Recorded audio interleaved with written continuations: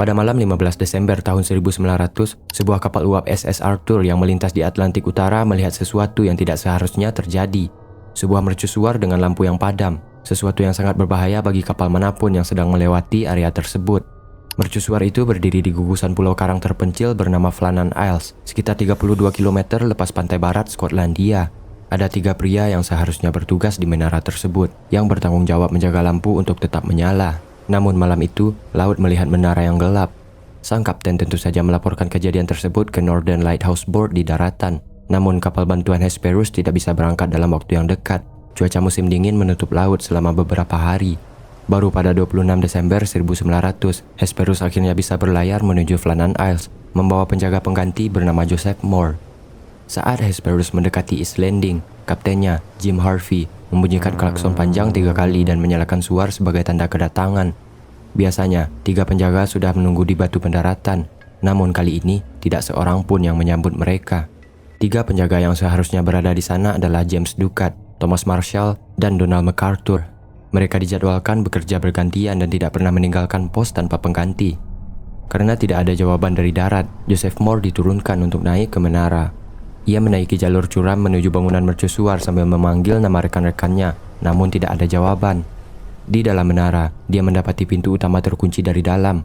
Saat ia memaksa masuk, hal pertama yang ia lihat adalah lampu mercusuar dengan keadaan bersih dan siap pakai, tangki minyak terisi, dan sumbu lampu yang sudah dipangkas. Artinya, ketiga pria itu memang masih bekerja beberapa hari sebelumnya. Beralih ke ruang makan, ia menemukan sebuah kursi yang terbalik. Di gantungan dekat pintu, 2 jaket tebal cuaca dingin masih tergantung. Padahal saat itu sedang badai musim dingin di Atlantik, yang berarti siapapun yang keluar pasti memakai jaket itu. Moore kembali ke kapal dan melapor kepada Harvey. Mereka naik lagi ke pulau bersama beberapa awak untuk pencarian yang lebih luas. Namun tetap tidak ditemukan jejak ketiga penjaga, baik di dalam mercusuar maupun di bagian manapun di pulau. Mereka seolah menghilang begitu saja. Pemeriksaan log menunjukkan bahwa para penjaga masih menulis catatan sampai pukul 9 pagi pada 15 Desember. Entry tanggal 12 Desember mencatat badai yang sangat dahsyat. Thomas Marshall menulis bahwa ia merasakan angin yang paling kuat di sepanjang karirnya. Ia juga menulis perubahan sikap rekan-rekannya.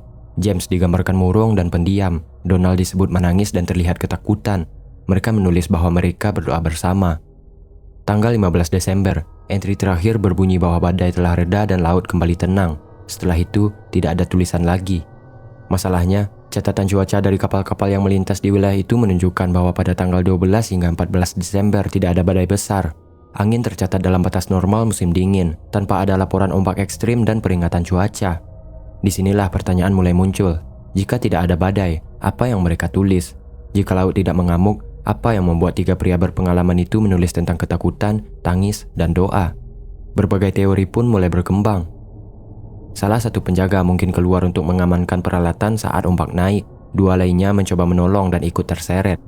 3 pria berpengalaman di laut terbuka tersapu tanpa sempat menghindar, dan arus di wilayah itu biasanya membawa benda kembali ke pantai, sementara tubuh mereka tidak pernah ditemukan.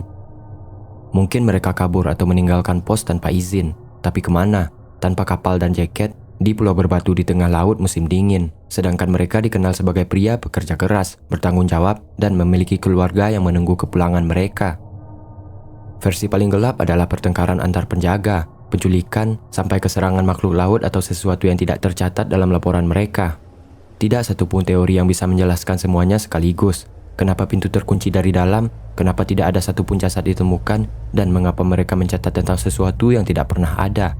Yang jelas mereka telah menghilang begitu saja dan tidak pernah kembali. Hal yang paling sering dibicarakan adalah keadaan pikiran mereka sendiri. Catatan tentang ketakutan, tangisan, dan doa mengarah pada tekanan mental. 3 pria hidup di tempat sempit dan jauh dari siapapun. Dalam kondisi seperti itu, satu ketakutan bisa menular ke 2 orang lain. Jika satu orang mulai panik, 2 lainnya ikut terseret. Di sini pertanyaannya bergeser. Apa yang terjadi di kepala mereka sebelum itu? Apakah mereka melihat sesuatu yang hanya ada dalam pikiran mereka? Apakah mereka saling mencurigai? Apakah mereka percaya bahwa bahaya datang, padahal dunia di luar tetap berjalan biasa? Flannan Isles menjadi salah satu titik reputasi penjaga mercusuar sebagai orang-orang yang rentan runtuh secara mental. Untuk mengerti bagaimana mereka bisa sampai pada titik itu, kita harus mundur selangkah dan memahami mengapa pekerjaan ini sejak awal sudah menempatkan manusia di tepi batas kewarasan. Pada abad ke-18 dan ke-19, mendekati daratan bukan berarti aman. Justru disitulah sebagian besar kapal hancur. Saat itu peta laut masih kasar. Di malam hari atau saat kabut turun, sebuah kapal bisa melaju lurus ke daratan tanpa tahu bahwa di depannya hanya tersisa batu dan ombak. Di banyak wilayah Eropa, terutama Inggris, Perancis, dan Skandinavia, laporan kapal karam selalu menyebut pola yang sama. Kapal sudah melihat darat, lalu hilang beberapa jam kemudian. Ini terjadi karena arus mendorong kapal ke karang sebelum awak sempat mengubah haluan. Mereka bukan tenggelam di laut lepas, melainkan pecah ketika mendekati pantai. Karang bekerja seperti gergaji. Ketika sebuah kapal menghantamnya, lambung kayu yang tebal bisa robek dalam hitungan detik. Setelah itu ombak yang menyelesaikan sisanya. Tragedi besar yang memperlihatkan betapa rapuhnya manusia di laut, salah satunya yang paling dikenal adalah La Méduse pada tahun 1816. Kapal perang Prancis yang kandas di beting pasir dekat pantai Afrika Barat akibat navigasi buruk. Ratusan orang terjebak di rakit darurat yang dibuat tergesa-gesa. Selama hampir 2 minggu mereka terombang-ambing tanpa makanan dan air. Sebagian mati kehausan, sebagian bunuh diri, sebagian dibunuh dan dimakan oleh penumpang lain yang kelaparan. Ketika rakit ditemukan, hanya segelintir yang masih hidup. Di sepanjang abad ke-18 dan ke-19, ribuan kapal dagang dan kapal penumpang hilang bukan karena pertempuran dengan topan besar, melainkan karena mereka salah membaca garis pantai. Peristiwa-peristiwa itu membuka mata Eropa tentang kesalahan navigasi dekat darat bisa berubah menjadi bencana yang lebih kejam daripada badai. Disinilah mercusuar mulai diperlakukan sebagai alat bertahan hidup, dibangun di tempat yang paling tidak ramah bagi manusia, mulai dari ujung karang, pulau terpencil, sampai tanjung yang terus dihantam ombak. Menaranya harus terlihat dari jauh dan lampunya harus menyala tanpa henti, bahkan saat badai. Jika lampu padam, arah aman akan hilang. Di balik cahaya ini, ada manusia yang jarang masuk buku sejarah, yaitu para penjaganya, yang datang dari latar berbeda-beda dan seringkali dari kelompok yang berada di pinggir masyarakat. Di Amerika Serikat pada abad ke-19, banyak mercusuar dijaga oleh perempuan. Ketika suami mereka meninggal atau dipindahkan, dinas sering menunjuk istri mereka sebagai pengganti karena dianggap sudah memahami rutinitas. Di situ mereka bekerja penuh waktu, mengangkat minyak, membersihkan lensa, mencatat cuaca, dan menjaga lampu tetap hidup. Upah mereka biasanya lebih rendah daripada penjaga laki-laki. Di laporan dinas pantai, nama mereka tercatat sebagai asisten meski tanggung jawabnya setara. Ada juga penjaga dari kalangan buruh Cina di pantai Pasifik. Mereka direkrut karena dianggap terbiasa dengan kerja fisik berat dan upah rendah. Mereka tinggal di menara yang jauh dari apapun, menghadapi laut dan kabut tanpa jaringan sosial di sekitarnya. Bahasa dan budaya membuat mereka terpisah dari komunitas darat. Mantan budak juga masuk ke profesi ini setelah Perang Saudara Amerika. Bagi mereka, mercusuar menjadi satu-satunya pekerjaan stabil yang tersedia. Namun stabilitas ini dibayar dengan isolasi, diskriminasi dalam bentuk upah rendah, dan dalam beberapa kasus, mereka ditugaskan di mercusuar yang sangat sulit dijangkau dengan kondisi bangunan yang terbilang buruk. Salah satu nama yang muncul dalam arsip adalah Venus Parker. Ia tercatat sebagai penjaga di Florida Keys pada akhir abad ke-19. Ia bekerja di bangunan dengan wilayah yang rawan badai dan hidup di pulau kecil dengan suplai terbatas. Catatan tugasnya rapi, namun surat-surat pribadinya menunjukkan kesepian yang panjang. Ia menulis tentang hari-hari yang diisi dengan suara angin dan laut, tanpa tamu selain kapal suplai yang jarang datang. Tekanan moral jatuh sepenuhnya ke penjaga mercusuar. Mereka memegang fungsi sosial yang sangat berat. Jika sebuah kapal karam di dekat wilayahnya, pertanyaan pertama akan selalu sama. Apakah lampu menyala? Apakah penjaga lalai? Apakah ia tertidur? Itulah sebabnya sistem penjagaan dibuat keras, jadwal kerja yang panjang dan hukuman berat bagi sebuah kelalaian. Di beberapa wilayah, penjaga yang terbukti membiarkan lampu padam bisa dipecat seketika dan dicap sebagai penyebab kematian orang lain. Dalam dunia maritim, reputasi seperti itu sama saja dengan pengusiran sosial. Tekanan ini diperparah dengan lokasi kerja mereka.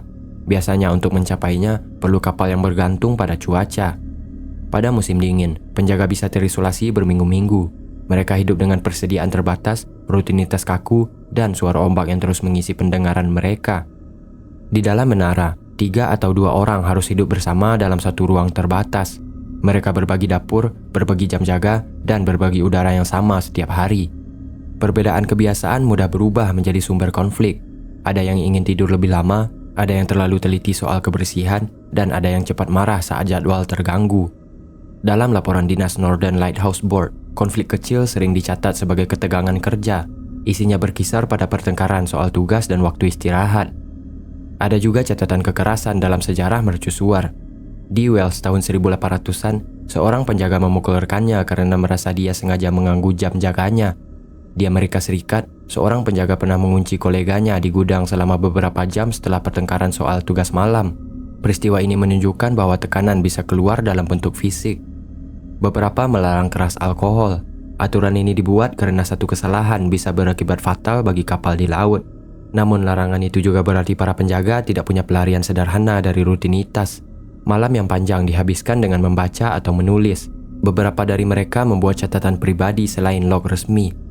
Dari situ terlihat bahwa kesepian sering muncul sebagai tema utama. Dalam situasi seperti ini, pikiran mudah berubah. Ketika suara ombak dan angin menjadi satu-satunya suara, imajinasi mencari pola. Bayangan di luar jendela bisa terasa seperti gerakan. Bunyi besi yang memuai karena dingin terdengar seperti langkah. Beberapa laporan medis menyebut istilah mercusuar madness sebagai cara menjelaskan gangguan tidur, kecemasan, dan perubahan perilaku pada penjaga yang lama bertugas di tempat terpencil. Di lepas pantai Wales, berdiri sebuah menara batu di atas karang kecil bernama Small Lighthouse. Pada tahun 1801, mercusuar ini dijaga oleh dua pria dengan nama depan yang sama, Thomas Howell dan Thomas Griffiths. Mereka dikirim ke sana untuk tugas yang sudah disebutkan di awal, di perairan yang terkenal berbahaya bagi kapal-kapal yang melintas menuju Irlandia. Pulau karang tempat mercusuar itu berdiri nyaris tak memberi ruang untuk hidup. Akses satu-satunya adalah perahu kecil yang hanya bisa mendekat saat laut tenang. Suatu hari di musim dingin, Griffiths jatuh sakit. Catatan menyebut demam tinggi dan kondisi yang melemah. Howell merawatnya sebisanya dengan persediaan obat sederhana yang ada di menara. Kapal suplai dijadwalkan datang beberapa minggu lagi. Di dalam menara itu, Griffiths akhirnya meninggal. Masalah berikutnya adalah apa yang harus dilakukan setelahnya. Di daratan, jenazah bisa segera dimakamkan. Di Small Lighthouse, tidak ada tanah atau tempat untuk menggali kubur. Menurunkan tubuh ke laut berarti risiko ditemukan kapal atau terhempas kembali ke karang. Saat itu, Howell memutuskan untuk menyimpan jenazah temannya di dalam peti darurat. Peti itu diletakkan di salah satu ruang menara dan Howell tetap menjalankan tugasnya. Ia melewati peti itu berkali-kali. Pada malam hari, ia tidur beberapa meter dari tubuh yang sudah tak bernyawa itu. Hari berganti minggu, cuaca buruk membuat kapal suplai tertunda. Angin barat membawa ombak tinggi yang menghantam menara tanpa henti. Howell yang hidup sendirian di ruang sempit bersama mayat rekan kerjanya itu mulai mencium bau meski peti tertutup rapat. Saat itu suara kayu yang memuai dan menyusut karena dingin terdengar seperti ketukan. Dalam suratnya kemudian, Howell mengaku mulai merasa bahwa peti itu bergerak. Bukan karena benar-benar bergerak, melainkan karena pikirannya mulai memaknai setiap bunyi sebagai sesuatu yang lain. Kondisi ini berlangsung berminggu-minggu. Saat kapal akhirnya datang, kru menemukan Howell dalam keadaan sangat lemah dan linglung. Ia selamat, tetapi tidak pernah kembali bekerja di mercusuar. Laporan medis menyebut ia mengalami gangguan saraf yang berat setelah peristiwa itu. Jika kita hubungkan dengan Flannan Isles, kasus Small Lighthouse memberi gambaran bahwa tekanan di menara sangat bisa berubah menjadi ketakutan yang nyata. Di banyak mercusuar, untuk membuat lensa berputar halus, para insinyur menempatkan seluruh sistem lensa di atas bak berisi merkuri cair. Logam ini berat dan licin, sehingga lensa raksasa bisa mengapung dan berputar dengan tenaga kecil. Dari sisi teknik, tentu saja ini adalah solusi yang cerdas. Tetapi dari sisi kesehatan, ini adalah sebuah bencana yang belum dipahami pada saat itu. Para penjaga berurusan langsung dengan sistem ini setiap hari. Mereka membersihkan kaca dan kadang membuka penutup bak merkuri saat perawatan. Tanpa adanya sarung tangan khusus dan masker, merkuri yang menguap di ruang tertutup itu perlahan masuk ke paru-paru mereka. Memang efeknya tidak muncul seketika. Gejala awal sering berupa sakit kepala dan gangguan tidur. Setelah itu muncul perubahan perilaku, mudah curiga, cepat marah, dan sulit fokus. Dalam catatan medis, kondisi ini dikenal sebagai erethism, istilah untuk gangguan saraf akibat merkuri. Orang yang mengalaminya bisa tampak gelisah, mudah tersinggung, dan kadang berbicara tidak teratur. Di beberapa lokasi, dampaknya terdokumentasi dengan jelas. Contohnya di Rottnest Island, sebuah mercusuar di lepas pantai barat Australia. Para penjaga mengeluhkan pusing dan perubahan suasana hati. Penyelidikan kemudian menemukan kadar merkuri tinggi di ruang lensa. Sistem dipindahkan, tetapi gejala pada beberapa penjaga bertahan lama. Kasus lebih ekstrim terjadi di Minot's Ledge Light. Mercusuar ini berdiri di atas batu yang terus dihantam ombak. Seorang penjaga dilaporkan mengalami delusi dan akhirnya mengakhiri hidupnya sendiri. Rekannya juga menunjukkan tanda-tanda paranoia yang berat sebelum dipindahkan dari tugas. Beberapa kasus menyebut bahwa para penjaga yang tiba-tiba yakin rekannya berniat mencelakainya. Dalam satu laporan, seorang penjaga mengunci pintu ruang mesin karena merasa diawasi. Di Kanada, di Langara Point Lighthouse, laporan internal menyebut beberapa penjaga mengalami agresi mendadak dan gangguan ingatan. Setelah pemeriksaan, sumbernya sama, paparan merkuri pada sistem putar lensa. Merkuri juga mempengaruhi tubuh, tangan bisa bergetar, gerakan menjadi canggung, dan kemampuan menulis menurun. Jika penjaga mencatat di logbook, tulisan mereka bisa berubah bentuk dari hari ke hari. Ini memberi konteks baru pada catatan Flannan Isles yang penuh kecemasan dan gambaran ekstrim tentang cuaca. Bisa jadi pikiran penulisnya sudah berada dalam kondisi terganggu oleh racun yang tidak terlihat. Ketika ilmu kesehatan mulai berkembang di awal abad ke-20, hubungan antara merkuri dan gangguan saraf mulai dipahami. Banyak mercusuar mengganti sistem bantalan merkuri dengan mekanisme lain. Namun reputasi penjaga mercusuar gila sudah terlanjur terbentuk. Cerita tentang perilaku aneh lebih dulu menyebar daripada penjelasan ilmiahnya. Di balik kisah tentang doa panik, ketakutan tanpa sebab, dan konflik antar penjaga, ada faktor kimia yang bekerja perlahan, yang merusak dari dalam dan mempengaruhi cara mereka berpikir dan merasakan. Jadi, jika kita gabungkan dengan isolasi, rutinitas berat, dan tanggung jawab besar, merkuri jadi satu lapisan tambahan yang memperparah keadaan.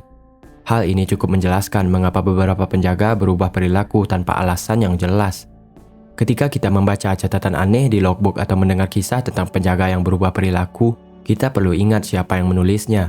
Mereka adalah orang-orang yang hidup jauh dari pusat perhatian, memikul nyawa orang lain di pundak mereka, dan menjalani semua itu sendirian bersama pikiran mereka dengan tubuh yang diracuni oleh teknologi yang seharusnya menyelamatkan nyawa di laut. Misterinya tetap ada, namun pelajarannya jelas. Sebelum laut menelan seseorang, seringkali pikirannya lah yang lebih dulu tenggelam. Jika ada satu hal yang bisa dibawa pulang dari kisah ini, itu adalah kesadaran bahwa pekerjaan yang mungkin kita keluhkan hari ini masih banyak yang memberi kesempatan untuk pulang ke rumah dan bertemu orang-orang yang kita sayangi. Bersyukur atas pekerjaan bukan berarti menutup mata pada lelah atau stres, tapi menyadari bahwa kita masih punya ruang untuk berbagi, mengeluh dengan aman, dan memperbaiki keadaan. Pekerjaan kita mungkin tidak seterang mercusuar, tetapi ia tetap memberi arti, yaitu menjaga hidup kita sendiri dan orang-orang di sekitar kita. Dan itu sudah cukup untuk disyukuri.